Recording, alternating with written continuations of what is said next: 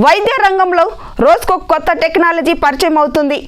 ముఖ్యంగా రోబోటిక్ సర్జరీతో ఎంత కష్టతరమైన ఆపరేషన్లను అతి సులువుగా చేసే సాంకేతికత అభివృద్ధి చెందుతుంది. ఇంతకీ వైద్య శాస్త్రంలో రోబోటిక్ సర్జరీ అంటే ఏమిటి? దానివల్ల ఎలాంటి లాభాలుంటాయి? ఎలాంటి సందర్భాల్లో రోబోటిక్ సర్జరీ చేస్తారు వంటి విషయాలపై మరిన్ని వివరాలు అపోలో హాస్పిటల్ సీనియర్ డాక్టర్ కిరణ్మయితో మా ప్రతినిధి Durga Prasad face to face. At Apollo Hospitals, Visakhapatnam. So along with our team, Madam has demonstrated robotic hysterectomy at your services, Apollo Hospitals. Thank you so much. So now Dr. Ruma ma'am will tell us the advantages of robotic and what is this. Somebody else will come and do the surgery and things like that. So that is let me talk about what is the fear and misunderstanding in the population first. Robotic surgery does not mean that there is any robot or there is any automation or on your own some surgery will happen. It is just a computer. The patient for keyhole surgeries are that there will be less bleeding, less pain, patient can recover very fast, and with the help of the robotic technology, the same keyhole surgery or laparoscopy that we were doing, we can do more complex surgery easily. When that happens, patients need not undergo very major cut, they need not be in the hospital for a week, 10 days, and they can go home with their good recovery very fast. How does this technology help? Now you have to understand that everything improves with time, and everything, even a mobile phone or something, every edition that comes out is a more advanced technology. And the same thing happens in the surgical field as well. So robotic technology has certain advantages to the surgeon. There is definitely advantage of less blood loss, and the patient or she can have her major problem getting sorted out by just small holes. But to me as a surgeon, what does it give me? It gives me a different vision. Now you can understand, to do any surgery, you need to see first, right? In laparoscopy surgery, we have been operating in 2D picture. So body is 3D.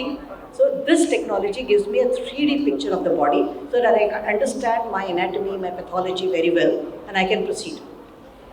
The second advantage that this gives me is the surgeon becomes more or less control of this operation. Now, in a regular operation, we always need a team. Even today, the team was excellent for me to assist to be able to do my surgery.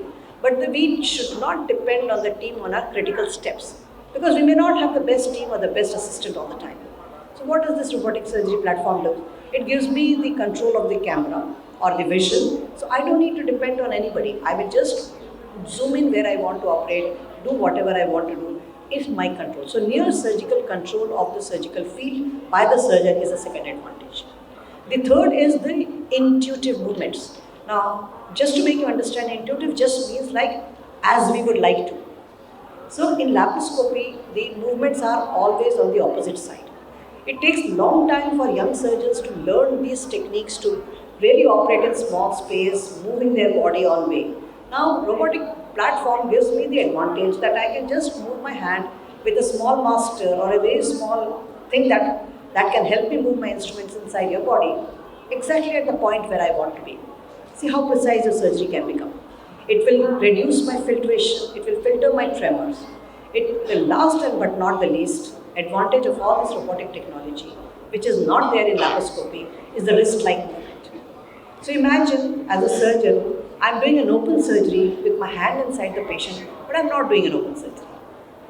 So now you understand what we all used to talk about, the betterment of what we can do in open surgery, the same things we can do with a minimal hole for the patient's benefit.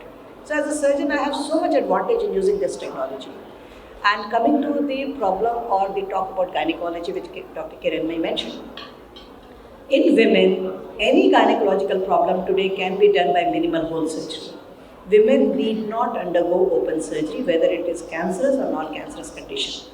In fact, the number of surgeries that happen in the non-cancerous problems in women are far more in number than what happens for cancer. So women who are undergoing simple surgeries for fibroid, endometriosis or any other problem don't deserve to have a major surgery. They should be able to go to a center, go to a facility where people can do minimal access surgery, either laparoscopically or robotically, and get a solution for their problems. So this is again a message to women that don't just agree if somebody says that we will do an open surgery. Ask why open surgery is being done. Take another opinion. See if somebody else can do the same thing for you with a minimal access surgery. That will be for your benefit.